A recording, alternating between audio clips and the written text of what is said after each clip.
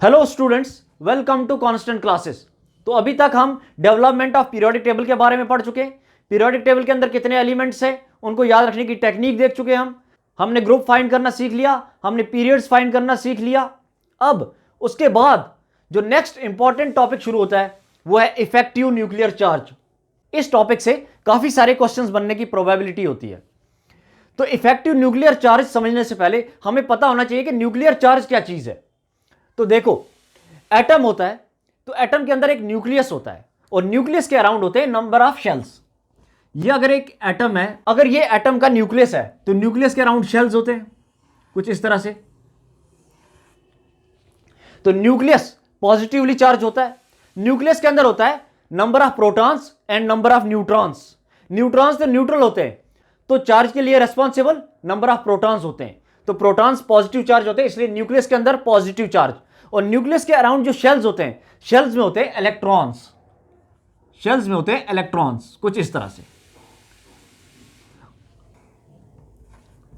Shells में होते हैं इलेक्ट्रॉन्स। तो अब देखो, हमें पता है जब भी पॉजिटिव और नेगेटिव चार्ज आ जाए तो वहां पे फोर्स ऑफ अट्रैक्शन होता है। तो न्यूक्लियस और इलेक्ट्रॉन के बीच अट्रैक्शन होगा, न्यूक्लियस और इलेक्ट्रॉन के बीच अट्रैक्शन होगा। लेकिन इलेक्ट्रॉन और इलेक्ट्रॉन के बीच फोर्स ऑफ रिपल्शन होगा। क्यों? क्योंकि हमें पता है like charge repel. Electron negative charge, यहां पे इलेक्ट्रॉन और इलेक्ट्रॉन के बीच क्या होगा? फोर्स ऑफ रिपल्शन होगा। अब देखो, यहां पे दो चीजें हो रही है। न्यूक्लियस तो फोर्स ऑफ अट्रैक्शन लगा रहा है, लेकिन इलेक्ट्रॉन्स के आपस में फोर्स ऑफ रिपल्शन है। तो देखो, न्यूक्लियस इलेक्ट्रॉन को अपनी तरफ खींचना चाहेगा फोर्स ऑफ अट्रैक्शन से, लेकिन इलेक्ट्रॉन्स आपस में फोर्स ऑफ रिपल्शन से दूर जाना चाहेंगे। तो न्यूक्लियस, मान लो न्यूक्लियस के अंदर z नंबर ऑफ प्रोटॉन्स है, जितना एटॉमिक नंबर उतने प्रोटॉन होंगे। मान लो इसके अंदर z नंबर ऑफ प्रोटॉन्स है, z एटॉमिक नंबर है तो z नंबर ऑफ प्रोटॉन्स है। अब ये न्यूक्लियस इलेक्ट्रॉन को z नंबर ऑफ प्रोटॉन से खींचेगा। क्या न्यूक्लियस हर इलेक्ट्रॉन को सेम फोर्स से खींचेगा? न्यूक्लियस इस इलेक्ट्रॉन को और इस इलेक्ट्रॉन को क्या सेम फोर्स से खींच सकता है? देखो, न्यूक्लियस ने इस इलेक्ट्रॉन पे कुछ फोर्स लगाया, अब इस इलेक्ट्रॉन को भी न्यूक्लियस खींच रहा है, लेकिन ये जो बीच में इलेक्ट्रॉन आ रहे हैं, ये इलेक्ट्रॉन, ये फर्स्ट शेल वाले इलेक्ट्रॉन आउटर मोस्ट शेल वाले इलेक्ट्रॉन को कवर कर रहे हैं, शील्ड कर रहे हैं। न्यूक्लियस का उतना फोर्स उस तक नहीं पहुंचने दे रहे।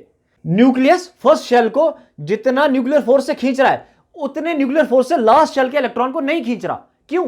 क्योंकि फर्स्ट शेल ने, ये जो फर्स्ट शेल है, इसने सराउंड कर दिया, शील्ड कर दिया, और लास्ट शेल के इलेक्ट्रॉन पे उतना इफेक्टिव फोर्स नहीं लग रहा। लगना चाहिए था Z यूनिट, लेकिन Z यूनिट से कुछ कम लग रहा है। तो कितना एग्जैक्ट न्यूक्लियर चार्ज लग रहा है, उसी को बोलते हैं हम effective nuclear charge. Effective charge कितना है? Z यूनिट तो न्यूक्लियस के अंदर प्रेजेंट है, लेकिन इफेक्टिव कितना लग रहा है, उसको बोलते हैं इफेक्टिव न्यूक्लियर चार्ज। मान लो न्यूक्लियस के अंदर था, लगना चाहिए था Z यूनिट, लेकिन Z नहीं लग रहा, Z में से कुछ कम लग रहा है। कितना कम लग रहा है? जो शील्ड कर दिया, शील्ड वाले को माइनस कर दिया अगर हम, तो इसको बोलते हैं हम Z स्टार, जिसको हम बोलते हैं effective nuclear charge. Z minus sigma. Z unit लगने चाहिए थे, लगे कितने? Z star unit. क्यों लगे Z स्टार यूनिट? क्योंकि शील्डिंग लग गई। अगर हम शील्डिंग को हटा दें तो हमें पता चल जाएगा कि इफेक्टिव न्यूक्लियर चार्ज कितना हुआ। तो सारा खेल यहां पे किसका है? शील्डिंग का है। अगर हमें पता चल जाए कि शील्डिंग कितनी हुई तो हम बता देंगे कि हां, आउटर इलेक्ट्रॉन को कितने यूनिट से फोर्स ऑफ अट्रैक्शन लगा है। तो शील्डिंग या स्क्रीनिंग इफेक्ट है क्या चीज? तो देखो, the screening of outer electron by inner electrons from the charge of nucleus in an atom is called screening effect. कि शील्ड करना, आउटर इलेक्ट्रॉन को शील्ड कर देना। जो इनर इलेक्ट्रॉन है, जो इनर शेल वाले इलेक्ट्रॉन है, वो आउटर इलेक्ट्रॉन को शील्ड कर देंगे न्यूक्लियर चार्ज से, जिसको हम बोलेंगे शील्डिंग इफेक्ट या फिर स्क्रीनिंग इफेक्ट। अगर ये शील्डिंग पुअर है, इनर शेल के इलेक्ट्रॉन शील्ड नहीं कर रहे न्यूक्लियर चार्ज को, न्यूक्लियस बड़े आसानी से आउटर इलेक्ट्रॉन को खींच रहा है, बड़े इजीली आउटर इलेक्ट्रॉन को खींच रहा है, तो न्यूक्लियस आराम से इस शेल को खींच लेगा, ये शेल अंदर की तरफ आ जाएगी। तो क्या हुआ? साइज डिक्रीज हो जाएगा, क्योंकि न्यूक्लियस पॉजिटिव चार्ज से खींच रहा है, न्यूक्लियस से बड़े आराम से खींच दिया। शील्डिंग बहुत पुअर है, शील्डिंग उन्होंने कोई शील्ड नहीं करा, तो उसने क्या करा? न्यूक्लियस ने बाहर वाली शेल को बड़े आराम से खींच लिया, तो साइज डिक्रीज होगा। अगर शील्डिंग पुअर हुई तो साइज क्या होगा? डिक्रीज होगा, एटॉमिक रेडियस डिक्रीज होगा। तो when shielding is poor, attraction force of nucleus on outer electron increases. अगर शील्डिंग पुअर है तो अट्रैक्शन फोर्स न्यूक्लियस का बढ़ जाएगा, जिसकी वजह से क्या हो जाएगा, साइज डिक्रीज हो जाएगा। अब इसी के अपोजिट, अगर शील्डिंग स्ट्रांग है, इनर इलेक्ट्रॉन्स ने न्यूक्लियर चार्ज को बहुत अच्छे से शील्ड कर रखा है, तो क्या बाहर वाले इलेक्ट्रॉन पे न्यूक्लियर चार्ज पहुंचेगा? नहीं पहुंच पाएगा, बहुत कम पहुंचेगा। तो बाहर वाला इलेक्ट्रॉन, बाहर वाली शेल बहुत दूर है और बड़े आराम से घूम रहे हैं बाहर वाले इलेक्ट्रॉन, तो उनका एरिया फैला हुआ है, न्यूक्लियस उनको अपनी तरफ नहीं खींच रहा, वो बाहर बाहर भाग रहे हैं। तो वहां पे क्या हुआ, एटॉमिक रेडियस बढ़ गया, एटॉमिक रेडियस बढ़ गया, साइज उनका बढ़ गया। उन पे न्यूक्लियस का कोई कंट्रोल नहीं है, इस वजह से उनका एरिया, उनका रेडियस बढ़ गया। तो वही चीज है, when shielding is effective the attraction force of nucleus on outer electron will be less, और जिसकी वजह से क्या होगा, साइज इंक्रीज हो जाएगा। शील्डिंग अगर पुअर है तो साइज डिक्रीज हो जाएगा, और शील्डिंग अगर स्ट्रांग है तो साइज इंक्रीज हो जाएगा। अब शील्डिंग किसकी स्ट्रांग होगी, हमारे पास ऑर्बिटल है, एस है, पी है, डी है एंड एफ है। S P D F orbital है, तो इसमें से सबसे ज्यादा शील्डिंग कौन करेगा, एस पी डी और एफ में एस ऑर्बिटल जो होता है इसका शील्डिंग इफेक्ट सबसे स्ट्रांग होता है, then P, then D and then F. S orbital जो होता है वो स्फेरिकल इन शेप होता है, P orbital dumbbell in shape होता है, और डी ऑर्बिटल की शेप कुछ इस तरह की होती है। S orbital spherical in shape होता है। ये एस ऑर्बिटल जो है ये न्यूक्लियर चार्ज को शील्ड कर देती है, जिसकी वजह से आउटर मोस्ट शेल के जो इलेक्ट्रॉन्स हैं वो न्यूक्लियर फोर्स फील नहीं कर पाते, और इस वजह से इनका साइज जो होता है वो बढ़ जाता है। अब अगर हम देखें पी ऑर्बिटल में, तो पी ऑर्बिटल में एरिया बढ़ गया, एरिया बढ़ गया, और पी ऑर्बिटल में एक नोड होता है। एस ऑर्बिटल में नोड जीरो है, जीरो नोड है, और पी ऑर्बिटल में एक नोड है। नोड मतलब वो जगह जहां probability of finding electron zero हो, मतलब पी ऑर्बिटल में कोई एक जगह ऐसी है जहां पे इलेक्ट्रॉन नहीं मिलेगा, तो न्यूक्लियस जो है वो आउटर मोस्ट शेल के इलेक्ट्रॉन को इजीली खींच लेगा। तो यहां पे क्या होगा, शील्डिंग पुअर होगी, क्योंकि न्यूक्लियस का इफेक्ट आउटर मोस्ट इलेक्ट्रॉन पे पहुंच रहा है। और अगर वहीं हम डी में देखें तो डी में दो नोडल प्लेन है, पी में एक नोडल प्लेन है और डी में दो नोडल प्लेन है, और डी का एरिया और बढ़ गया। अब एरिया और बढ़ गया तो क्या हुआ कि न्यूक्लियस का आउटर मोस्ट इलेक्ट्रॉन पे रीच ज्यादा होगी। अगर न्यूक्लियस का आउटर मोस्ट इलेक्ट्रॉन पे रीच ज्यादा है तो nucleus easily outer most electron को खींचेगा, और जिसकी वजह से क्या होगा, साइज डिक्रीज होगा, और शील्डिंग इफेक्ट क्या होगा, कम होगा। तो shielding effect S, P, D और एफ में सबसे ज्यादा एस का होता है, फिर पी का होता है, फिर डी का होता है, और सबसे लीस्ट एफ का होता है। अगर हम एस से एफ की ओर जाएं तो शील्डिंग इफेक्ट डिक्रीज हो रहा है, इफेक्टिव न्यूक्लियर चार्ज इंक्रीज हो रहा है। जो इफेक्टिव न्यूक्लियर चार्ज होता है वो एटॉमिक रेडियस के इनवर्सली प्रोपोर्शनल होता है, जिसकी वजह से क्या होता है, अगर इफेक्टिव न्यूक्लियर चार्ज बढ़ रहा है तो एटॉमिक रेडिया डिक्रीज होगा, और अगर इफेक्टिव न्यूक्लियर चार्ज डिक्रीज हो रहा है तो एटॉमिक रेडिया इंक्रीज होगा। एस से एफ की तरफ जा रहे हैं तो शील्डिंग इफेक्ट क्या हो रहा है, डिक्रीज हो रहा है। एस की शील्डिंग सबसे ज्यादा, एफ की शील्डिंग सबसे कम। अब मान लो मैं तुम्हें बताऊं 5s, 5p, 5d और 5f सबसे ज्यादा स्ट्रॉन्ग शील्डिंग कहां पे होगी। तो देखो S की शील्डिंग सबसे स्ट्रॉन्ग, फिर P की, फिर D की, फिर F की। जब भी N का वैल्यू सेम हो, N का वैल्यू यहां पे देखो 5 है सबके लिए, जब भी N का वैल्यू सेम हो, N अगर सेम हो, for same N, for N अगर सेम हो तो हमेशा क्या होगा, S then P then D then F, ये होगा हमारा शील्डिंग का ऑर्डर। अगर N का वैल्यू डिफरेंट है, for example 1s, 2s, 3s, 4s, अब देखो ऑर्बिटल सेम है, s ऑर्बिटल है, लेकिन n चेंज है, यहां पे 1 है, यहां 2 है, यहां 3 है, यहां 4 है। जब ऑर्बिटल सेम हो और n का वैल्यू डिफरेंट हो तो शील्डिंग, जिसको हम सिग्मा से डिनोट करते हैं, वो इनवर्सली प्रोपोर्शनल टू n होगा। अगर n बढ़ेगा तो शील्डिंग कम होगी, और अगर n कम होगा तो शील्डिंग ज्यादा होगी। तो देखो n यहां पे सबसे कम किसका, 1s, 1 सबसे छोटा है तो इसकी शील्डिंग सबसे ज्यादा होगी। तो शील्डिंग किसकी ज्यादा, 1s, then 2s, then 3s, then 4s। तो ये होगा हमारा शील्डिंग इफेक्ट, सबसे ज्यादा किसका, 1s का, then 2s, then 3s, then 4s। जब n की वैल्यू डिफरेंट हो तो सिग्मा जो है वो इनवर्सली प्रोपोर्शनल टू n होगा, और शील्डिंग का ऑर्डर कुछ इस तरह का होगा। अब अगर हम एटॉमिक रेडियस देखें, अगर हम लेफ्ट से राइट जाएं अलोंग द पीरियड तो एटॉमिक रेडियस पे क्या इफेक्ट आएगा। लिथियम से अगर हम नियॉन की तरफ जा रहे हैं तो एटॉमिक नंबर बढ़ रहा है, इसका एटॉमिक नंबर कितना है 3 4 5, यहां पे कार्बन का 6 7 8 9 और 10।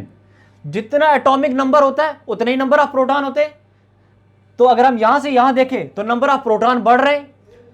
जब हम अलोंग द पीरियड जाते हैं तो शेल्स सेम रहते हैं, जो शेल्स हैं वो सेम रहते हैं, शेल्स तो सेम है, तो लेकिन नंबर ऑफ प्रोटॉन बढ़ रहा है, नंबर ऑफ प्रोटॉन बढ़ रहा है, मतलब न्यूक्लियर चार्ज बढ़ रहा है। न्यूक्लियर चार्ज बढ़ रहा है तो Z इफेक्टिव भी क्या हो रहा है, Z इफेक्टिव इंक्रीज हो रहा है।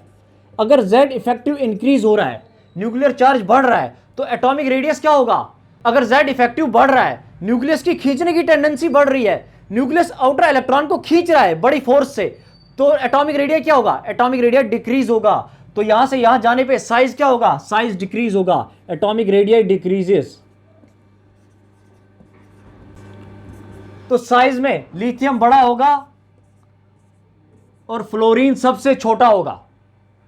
लेकिन नियॉन जो है ये नोबल गैस है, ये नोबल गैस है, इनका ऑक्टेट कंप्लीट होता है। ऑक्टेट में जितने इलेक्ट्रॉन चाहिए होते हैं उतने इलेक्ट्रॉन से ऑक्टेट भरी पड़ी होती है, तो वहां पे इलेक्ट्रॉनिक रिपल्शन डोमिनेट कर जाता है। इलेक्ट्रॉन से आउटर मोस्ट शेल भरी पड़ी है, तो इलेक्ट्रॉन इलेक्ट्रॉन के बीच रिपल्शन जो है वो डोमिनेट कर जाता है, तो इफेक्टिव न्यूक्लियर चार्ज उतनी नहीं पहुंच पाती वहां पे। तो वजह से क्या हुआ कि इलेक्ट्रॉन इलेक्ट्रॉन रिपल्शन डोमिनेट कर गया और उनका साइज इन सब से इंक्रीज हो गया।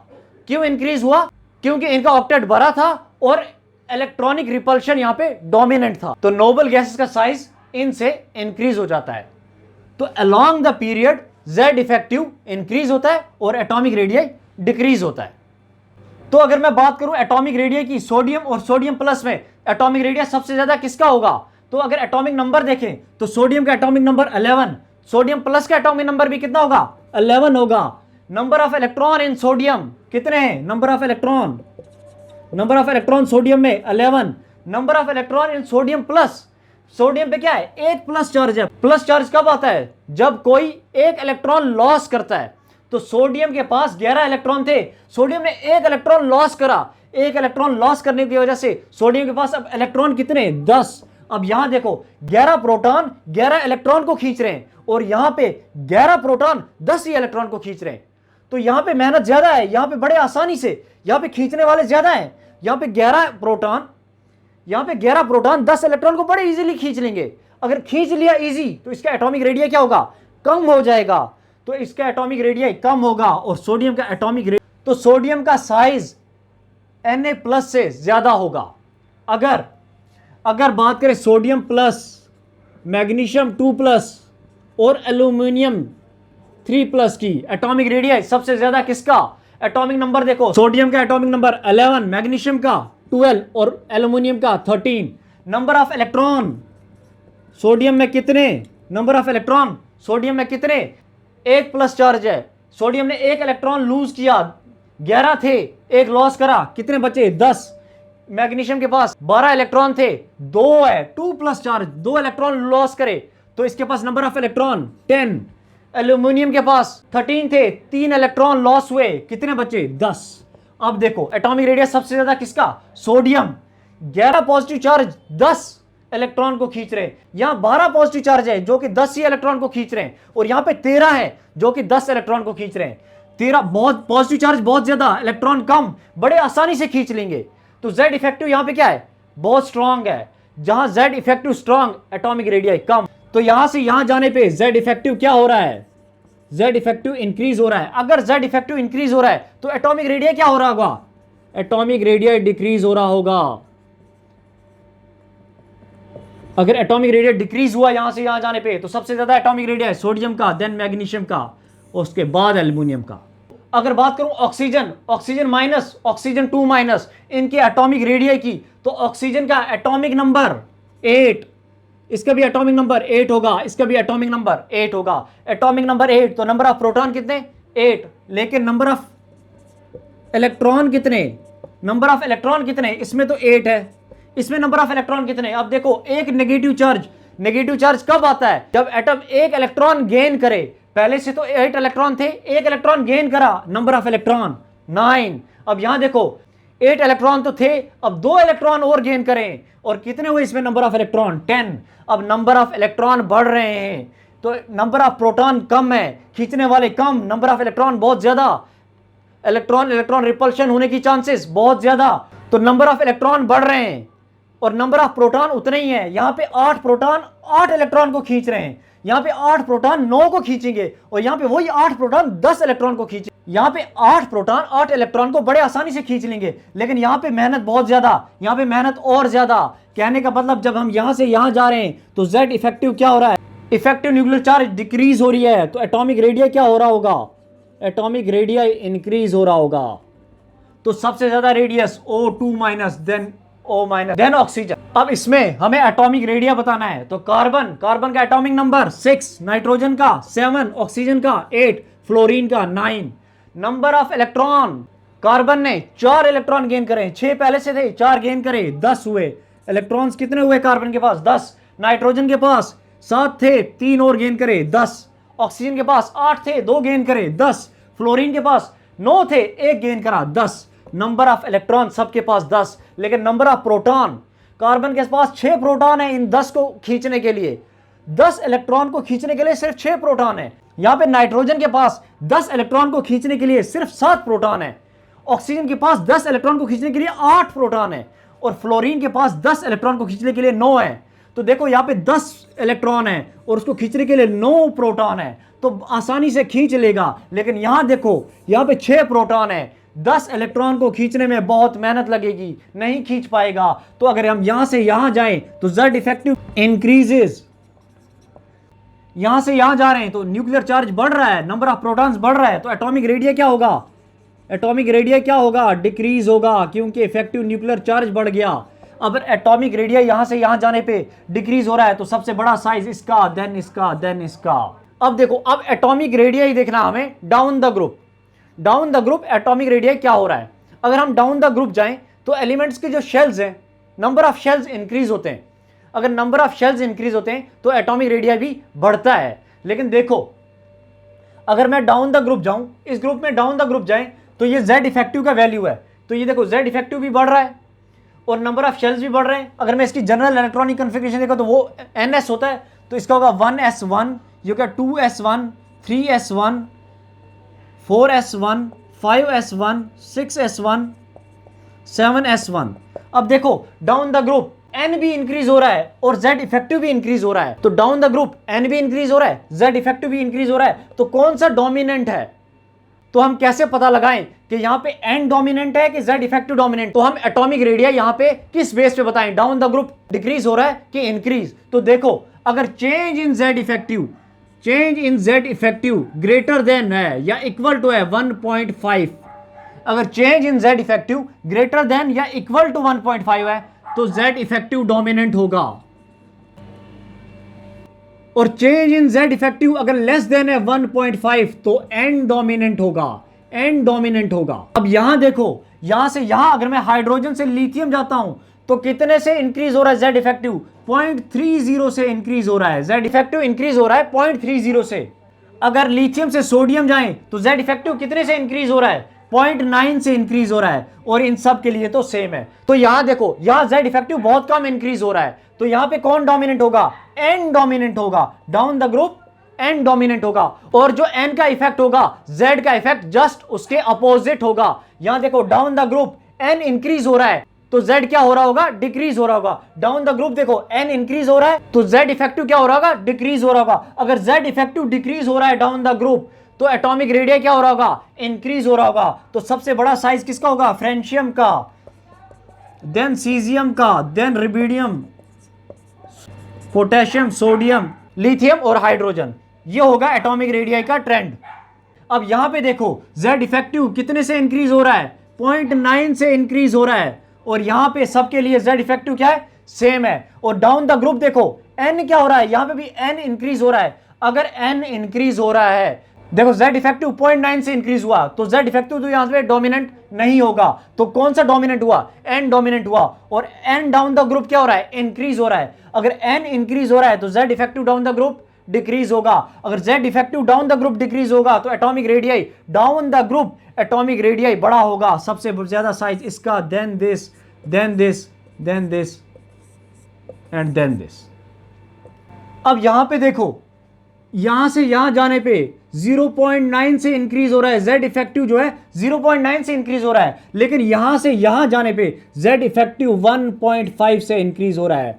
जब भी Z इफेक्टिव 1.5 से इंक्रीज हो जाए तो यहां पे Z इफेक्टिव डोमिनेंट होगा। यहां पे क्या है, N डोमिनेंट है, यहां पे N डोमिनेंट है और यहां पे Z इफेक्टिव डोमिनेंट है। अब देखो, डाउन द ग्रुप जाने पे एटॉमिक रेडियस बढ़ना चाहिए, लेकिन यहां पे देखो, यहां पे तो एटॉमिक रेडियस बढ़ रहा है, एल्यूमिनियम का एटॉमिक रेडियस ज्यादा होगा, एल्यूमिनियम का एटॉमिक रेडियस ज्यादा होगा बोरान से। क्यों? यहां पे N डोमिनेंट है, N बढ़ रहा है तो Z इफेक्टिव डिक्रीज हो रहा है। Z इफेक्टिव अगर डिक्रीज हो रहा है तो एटॉमिक रेडियस बढ़ रहा है, ठीक है। एल्यूमिनियम का एटॉमिक रेडियस ज्यादा है बोरान से, लेकिन जब एल्यूमिनियम से गैलियम की तरफ हम जा रहे हैं तो देखो Z इफेक्टिव डोमिनेंट है। अगर Z इफेक्टिव डोमिनेंट है, इफेक्टिव न्यूक्लियर चार्ज बढ़ रहा है तो एटॉमिक रेडियस क्या हुआ होगा, गैलियम का एटॉमिक रेडियस डिक्रीज हुआ है। तो साइज ऑफ गैलियम क्या है, छोटा है एल्यूमिनियम से। साइज ऑफ एल्यूमिनियम गैलियम से बड़ा है। साइज ऑफ एल्यूमिनियम जो है वो गैलियम से बढ़ गया, एल्यूमिनियम का साइज बड़ा है। जब गैलियम का साइज बड़ा चाहिए था, लेकिन एल्यूमिनियम का साइज बढ़ गया यहां पे। क्यों? क्योंकि Z इफेक्टिव डोमिनेंट हुआ, गैलियम का साइज एल्यूमिनियम से कम हुआ और बाकी का ट्रेंड सेम ऐसे ही चलेगा। बस यहां पे जो है एल्यूमिनियम जो है उसका साइज इंक्रीज हुआ। तो ऐसा क्यों हुआ? अगर हम इन दोनों की इलेक्ट्रॉनिक कॉन्फ़िगरेशन देखें एल्यूमिनियम और गैलियम में, तो देखो यहां पे गैलियम में 3d10 आ गया, यहां पे d ऑर्बिटल आ गया, तो d ऑर्बिटल आया। एल्यूमिनियम में कोई d ऑर्बिटल नहीं है, गैलियम में d ऑर्बिटल आया। और d ऑर्बिटल हमें पता है, d ऑर्बिटल की शील्डिंग क्या होती है, पुअर शील्डिंग होती है। जब हम S से P, D और F की तरफ जा रहे थे तो शील्डिंग इफेक्ट डिक्रीज हो रहा था। तो यहां पे d ऑर्बिटल की शील्डिंग पुअर है, तो इफेक्टिव न्यूक्लियर चार्ज बढ़ गया, और इफेक्टिव न्यूक्लियर चार्ज बढ़ा तो क्या हुआ, साइज डिक्रीज हो गया। इसी को बोलते हैं हम क्या, डी कॉन्ट्रैक्शन। तो यहां पे डी कॉन्ट्रैक्शन की वजह से size of aluminium is bigger than gallium. अगर ट्रांजिशन मेटल की बात करें तो देखो ये 3D सीरीज है। अगर हम अलोंग द पीरियड जा रहे हैं तो क्या होता है, तो along the period effective nuclear charge बढ़ती है तो साइज क्या होता है, तो अलोंग द पीरियड साइज क्या होगा, साइज डिक्रीज होगा। स्कैंडियम से मैग्नीज की तरफ बिल्कुल साइज डिक्रीज होगा, एटॉमिक रेडियस डिक्रीज होगा, क्योंकि Z इफेक्टिव क्या हो रहा है, यहां तक Z इफेक्टिव इंक्रीज हो रहा है। अब जैसे ही हम मैग्नीज के आगे जाएंगे, आयरन पे, कोबाल्ट पे या निकल पे जाते हैं, तो यहां पे इनका जो एटॉमिक रेडियस है वो ऑलमोस्ट सिमिलर होता है। ऐसा क्यों? अगर तुम इलेक्ट्रॉनिक कॉन्फ़िगरेशन देखो आयरन की, तो वो होता है 3d6 4s2, और अगर हम d6 में इलेक्ट्रॉन भरें तो कुछ इस तरह से होगा। अगर मैं d6 में इलेक्ट्रॉन भरूं तो देखो सब में सिंगली फिल्ड होगा, पहले 5 इलेक्ट्रॉन आ गए, लेकिन d में कितने, 6 इलेक्ट्रॉन। तो यहां पे पेयरिंग होना स्टार्ट हुआ, 3d6। और कोबाल्ट का देखें तो वहां 3d7, वहां भी पेयरिंग होगी, एक इलेक्ट्रॉन कोबाल्ट में भी पेयरिंग, निकल में भी पेयरिंग। तो पेयरिंग की वजह से क्या हुआ, अब इंटर इलेक्ट्रॉनिक रिपल्शन थोड़ा थोड़ा बढ़ रहे हैं। यहां तक मैग्नीज तक d5 था, कोई पेयरिंग नहीं हो रही थी, लेकिन जैसे ही आयरन से निकल की तरफ गए तो पेयरिंग होना स्टार्ट हुआ, थोड़ा सा इंटर इलेक्ट्रॉनिक रिपल्शन बढ़ने लगे। तो Z इफेक्टिव और inter electronic repulsion almost equal है, जिसकी वजह से क्या हुआ, इनका साइज क्या हुआ, इनका ऑलमोस्ट इक्वल है, साइज सेम रहा इनका, एटॉमिक रेडियस इनका सिमिलर रहा। अब देखो जब हम कॉपर और जिंक पे गए तो कॉपर की इलेक्ट्रॉनिक कॉन्फ़िगरेशन क्या है, कॉपर की इलेक्ट्रॉनिक कॉन्फ़िगरेशन अगर मैं देखूं तो कॉपर की है 3d10 4s1, और जिंक की क्या है, जिंक की है 3d10 4s2। अब देखो कॉपर में D में कितने इलेक्ट्रॉन हैं, D में है 10 इलेक्ट्रॉन, और 10 के 10 कैसे होंगे, 10 के 10 इलेक्ट्रॉन पेयर्ड होंगे, 10 के 10 इलेक्ट्रॉन पेयर होंगे। और 4s1 और S में 1 इलेक्ट्रॉन। और हम जिंक में देखें, जिंक में भी 10 के 10 इलेक्ट्रॉन पेयर्ड हैं, और जिंक में S के भी 2 इलेक्ट्रॉन जो हैं वो पेयर्ड हैं, और जिंक के केस में इंटर इलेक्ट्रॉनिक रिपल्शन बहुत ज्यादा होगी। अब जिंक के केस में सारे इलेक्ट्रॉन पेयर हैं तो इंटर इलेक्ट्रॉनिक रिपल्शन बहुत ज्यादा होगी, और यहां पे कॉपर के केस में भी इंटर इलेक्ट्रॉनिक रिपल्शन बहुत ज्यादा है, लेकिन यहां S जो है फुल्ली फील्ड नहीं है, यहां तो S भी फुल्ली फील्ड है। तो यहां पे क्या हुआ, एटॉमिक रेडियाई बढ़ना शुरू हो जाएगा, एटॉमिक रेडियाई इंक्रीज। तो 3D सीरीज में अलोंग द पीरियड क्या हो रहा है, एटॉमिक रेडियस पहले डिक्रीज हो रहा है, फिर कांस्टेंट हो रहा है, फिर से इंक्रीज हो रहा है। क्यों एटॉमिक रेडियस इंक्रीज हो रहा है, क्योंकि इंटर इलेक्ट्रॉनिक रिपल्शन डोमिनेंट हो रहे हैं। अब ट्रांजिशन मेटल में अगर हम डाउन द ग्रुप बात करें, ये देखो ये 3D सीरीज है, ये 4D सीरीज है और ये 5D सीरीज है। तो down the group atomic radius क्या होगा, तो देखो जब भी हम 3D से 4D जाएं तो नंबर ऑफ शेल्स बढ़ रहे हैं, नंबर ऑफ शेल्स बढ़ेंगे तो एटॉमिक रेडियस भी बढ़ेगा। लेकिन जब हम 4D से 5D में जा रहे हैं तो यहां देखो 4D से 5D में जाते हुए f ऑर्बिटल आ जाते हैं। तो f ऑर्बिटल की हमने देखा है कि शील्डिंग क्या होती है, पुअर होती है। जब हम 4D से 5D में गए तो नंबर ऑफ शेल्स तो बढ़ रहे हैं, साइज इंक्रीज होना चाहिए, लेकिन ऐसा नहीं होता। क्यों, क्योंकि जब हम 4D से 5D में जाएंगे तो f ऑर्बिटल आ जाते हैं, और f ऑर्बिटल की शील्डिंग क्या होती है, पुअर होती है। तो शील्डिंग पुअर होने की वजह से क्या हुआ कि जो 5D और 4D का जो है साइज ऑलमोस्ट सिमिलर हो जाता है। तो देखो यहां अगर तुम्हें याद होगा तो 14 एलिमेंट्स थे जिनको हमने पीरियोडिक टेबल में अलग से बनाया था, जिनमें f ऑर्बिटल आया था। तो f ऑर्बिटल की वजह से क्या हुआ, 5D और 4D का साइज ऑलमोस्ट सिमिलर हो गया, क्योंकि f ऑर्बिटल की शील्डिंग पुअर है। शील्डिंग पुअर है तो इफेक्टिव न्यूक्लियर चार्ज बढ़ जाएगा, इफेक्टिव न्यूक्लियर चार्ज बढ़ा तो एटॉमिक रेडियस कम, एटॉमिक रेडियस कम तो साइज डिक्रीज। लेकिन अगर मैं इस ग्रुप की बात करूं तो देखो यहां पे f ऑर्बिटल नहीं आएगा, यहां पे क्या होगा, यहां पे साइज डाउन द ग्रुप क्या होगा, down the group size increase होगा, सबसे ज्यादा size down the group size increase होगा। अगर यहां देखें इसके बाद वाले जितने भी हैं उनमें f ऑर्बिटल इन्वॉल्व हो जाएगा।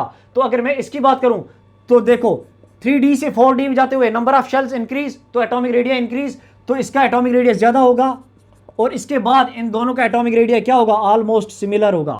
तो देखो हमें एग्जाम में ये टेबल तो एज इट इज नहीं दी होगी, तो हमें डाउन द ग्रुप इनका ऑर्डर भी याद होना चाहिए। तो अगर हम इसको याद रखें तो कैसे होगा, सेकेंड ईयर लाएंगे, इसके नीचे होता है दूसरा एलिमेंट AC, तो इसको ऐसे याद रख सकते हैं, सेकेंड ईयर लाएंगे AC, ये होगा T जरा हाफ, वो नवाब था, क्रो मोती वाला, मन तक रखें, फिर रूठा ओसामा, कौन रहेगा आयरलैंड, नहीं पढ़ोगे पिटोगे, क्यों आगे आऊं, और यहां पे जिन कनाडा होगा। ऐसे करके हम इनको डाउन द ग्रुप ऑर्डर भी याद रख सकते हैं।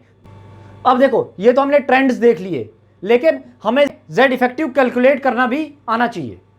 तो Z इफेक्टिव को कैलकुलेट करने के लिए स्लेटर ने एक रूल दिया जिसका नाम है स्लेटर्स रूल। इस रूल ने क्या बोला, अगर इलेक्ट्रॉन nth शेल में है तो nth शेल के इलेक्ट्रॉन को 0.35 सिग्मा जो होगा उनके लिए वो 0.35 होगा पर इलेक्ट्रॉन, और उसमें हमें जितने भी इलेक्ट्रॉन होंगे, अगर x इलेक्ट्रॉन होंगे तो उसमें से -1 इलेक्ट्रॉन करके हमें लेना है। nth शेल में जितने भी इलेक्ट्रॉन होंगे उसमें से 1 माइनस करना है, और उसके लिए सिग्मा कितना होगा 0.35 पर इलेक्ट्रॉन। और n-1 शेल, उसके बाद जो नेक्स्ट n-1 शेल होगा उसके लिए सिग्मा कितना होगा 0.85, और इलेक्ट्रॉन n-1 शेल में जितने भी टोटल इलेक्ट्रॉन है वो टोटल इलेक्ट्रॉन लेने, और उसके लिए सिग्मा होगा हमारे पास 0.85। और n-1 से जो लोअर शेल है जितना भी है उसके लिए हमें सिग्मा 1 लेना है और टोटल नंबर ऑफ इलेक्ट्रॉन्स लेने हैं। फॉर एग्जांपल हमें अगर बोला है सिग्मा कैलकुलेट करो जिंक के 4s2 इलेक्ट्रॉन के लिए, तो जिंक की इलेक्ट्रॉनिक कॉन्फ़िगरेशन क्या है, अगर मैं जिंक की इलेक्ट्रॉनिक कॉन्फ़िगरेशन लिखूं तो 1s2 2s2 2p6 3s2 3p6 3d10 और 4s2, यह है जिंक की इलेक्ट्रॉनिक कॉन्फ़िगरेशन। हमसे पूछा है सिग्मा कैलकुलेट करो 4s2 इलेक्ट्रॉन के लिए, तो देखो 4s2 ये सबसे आउटर मोस्ट शेल है, nth शेल है, और nth शेल के लिए कितना है, हमें x-1 लेने हैं, तो ये nth शेल है। nth शेल के लिए हमें नंबर ऑफ इलेक्ट्रॉन x-1 लेने, नंबर ऑफ इलेक्ट्रॉन इसमें कितने हैं, 2 है, x का वैल्यू क्या हुआ 2, 2 - 1, 2x-1, 2 - 1 इनटू सिग्मा पर इलेक्ट्रॉन के लिए कितना है 0.35। ये तो हो गया nth शेल के लिए। अब n-1, n का n शेल क्या था मेरे पास 4, n-1 क्या होगा 4 - 1 3, 3 में कितने ये सारे शेल्स हैं। अब देखो 3n-1 शेल में number of electron, total number of electron कितने हैं 10, 6 16 और 2 18, कितने 18 इलेक्ट्रॉन है। और सिग्मा पर इलेक्ट्रॉन के लिए कितना है 0.85, सही है। अब देखो उसके बाद n-1 से जितने भी लोअर शेल हैं ये सारे नंबर ऑफ इलेक्ट्रॉन कितने हैं 6 7 8 9 10 इलेक्ट्रॉन है। और सिग्मा पर इलेक्ट्रॉन कितना है इनके लिए 1 है, ठीक है। तो यह आ जाएगा सिग्मा किसका, सिग्मा फॉर 4s2 इलेक्ट्रॉन। तो यहां पे क्या होगा 10 × 1 10 हुआ, प्लस 18 × 0.85 15.30, प्लस 2 - 1 हुआ 1, 1 × 0.35 हुआ 0.35। अगर इसको ऐड करो तो कितना आएगा 25.65, सिग्मा आया 25.65। हमें क्या चाहिए z इफेक्टिव, z इफेक्टिव किसके बराबर होता है z माइनस सिग्मा। z जो है एटॉमिक नंबर जिंक का कितना है 30 माइनस सिग्मा शील्डिंग इफेक्ट कितना आया 25.65। तो इफेक्टिव न्यूक्लियर चार्ज कितना आएगा 30 - 25.65 4.35। कितना इफेक्टिव न्यूक्लियर चार्ज आया 4.35। सपोज अगर हमसे पूछा है effective nuclear charge on 3s and 3p electron, effective nuclear charge on 3s and 3p electron. तो अब 3s एंड 3p हमारे लिए क्या हुआ nth शेल हुआ। तो nth शेल में नंबर ऑफ इलेक्ट्रॉन कितने हैं 6 और 2 8 हैं, लेकिन हमें कितने लेने x - 1 8 - 1, x क्या है 8 - 1 और सिग्मा क्या है पर इलेक्ट्रॉन के लिए 0.35 प्लस ये था हमारा n शेल जो है 3 और n-1 3 - 1 क्या हुआ 2 में कितने n-1 में कितने इलेक्ट्रॉन है 6 और 2 8 इलेक्ट्रॉन है और सिग्मा पर इलेक्ट्रॉन कितना है 0.85 और n-1 शेल से लोअर कितना है 2 इलेक्ट्रॉन और सिग्मा पर इलेक्ट्रॉन कितना है 1 है। तो यहां से सिग्मा कितना आ जाएगा 11.25, ये हुआ सिग्मा। और मुझे इफेक्टिव न्यूक्लियर चार्ज निकालना है, वो किसके बराबर होता है z माइनस सिग्मा। z क्या है एटॉमिक नंबर ऑफ जिंक कितना है 30 माइनस सिग्मा कितना आया 11.25, 30 माइनस 11.25 18.75, ये आया effective nuclear charge on 3s and 3p electrons. अगर कभी भी 1s इलेक्ट्रॉन के लिए सिग्मा पूछा हो तो कुछ नहीं करना, एज इट इज याद रख लो sigma for 1s electron is 0.30।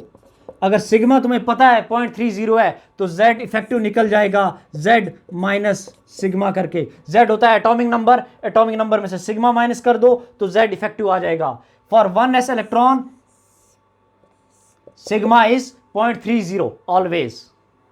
तो एक क्वेश्चन है calculate sigma for chromium, atomic number है 24 और क्रोमियम की इलेक्ट्रॉनिक कॉन्फ़िगरेशन जो होती है वो 1s2 2s2 2p6 3s2 3p6 3d5 4s1। ये है सही इलेक्ट्रॉनिक कॉन्फ़िगरेशन क्रोमियम की।